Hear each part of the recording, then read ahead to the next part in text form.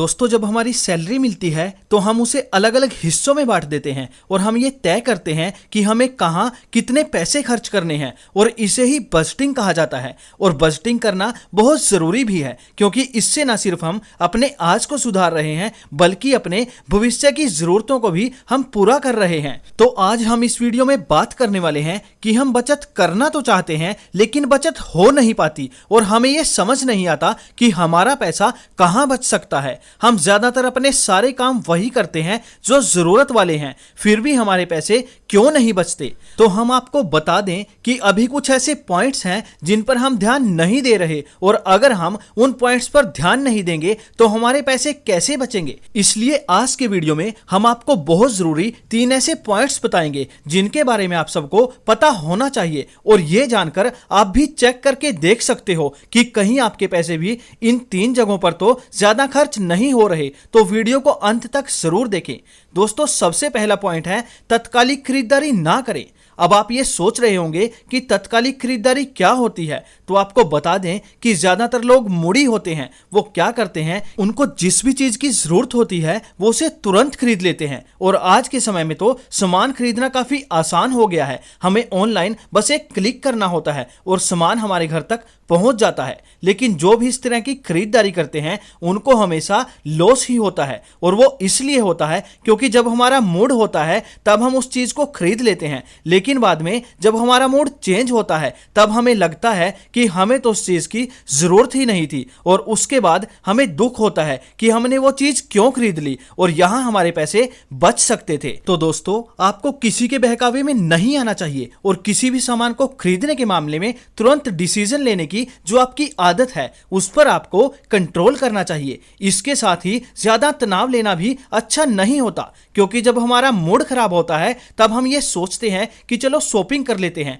और शॉपिंग करना मूड को ठीक करने का सबसे अच्छा रास्ता होता है। जब आप टेंशन में होते हैं तब आप अक्सर उल्टी सीधी चीजें ही घर पर लेकर आते हो और इसके बाद में जब आपका मूड सही हो जाता है और आप टेंशन फ्री हो जाओगे तो आपको पछतावा होगा। तो दोस्तों, आपको इस बात का ध्यान रखना है और कभी भी किसी भी चीज को खरीदने में जल्दबाजी नहीं करनी है।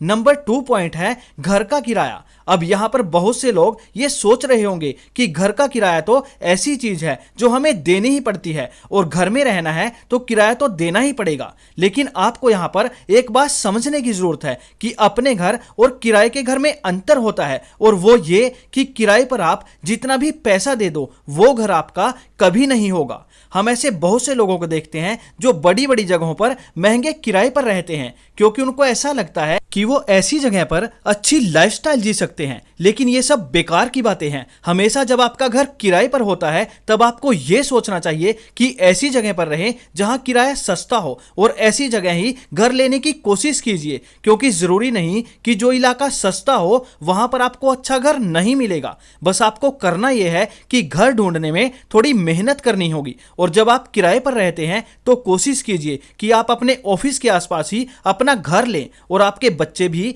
ऐसे स्कूल में पढ़ें जो आपके घर के आसपास हो। इससे आपको 2 फायदे होंगे और वो ये कि एक तो आपके ट्रांसपोर्ट का खर्चा बच जाएगा जैसे कि बच्चों की स्कूल बस या वाहन पर जो खर्च आता है और इसके अलावा आपके ऑफिस जाने पर जो खर्च आता है वो भी बचेगा। नंबर 3 पॉइंट है अपने इलाके के सस्ते मार्केट के बारे में पता करके रखें। दोस्तों, ये चीज तो हम सबको पता होनी चाहिए, खासकर जब हम एक शहर से दूसरे शहर में शिफ्ट करते हैं तो ये चीज पता करना हमारे लिए काफी मुश्किल होता है कि कहां पर किस मार्केट में क्या चीज मिलती है और कहां पर सस्ती चीजें मिलती हैं। एक तरीके से मार्केट सर्च करना भी मुश्किल काम होता है और अक्सर लोग जो दूसरे शहर में शिफ्ट करते हैं तो उन्हें काफी दिक्कत होती है। ऐसे में हमें दूसरे लोगों से बातचीत करनी चाहिए और जान पहचान बढ़ानी चाहिए ताकि हमें यह पता चल सके कि घर के आसपास मार्केट कहां मौजूद है और कौन से दिन पर मार्केट लगती है और कौन सा सामान आपको कहां मिलेगा। क्योंकि शुरू में 1 महीना तो आपको नई जगह पर सेट होने में ही लग जाता है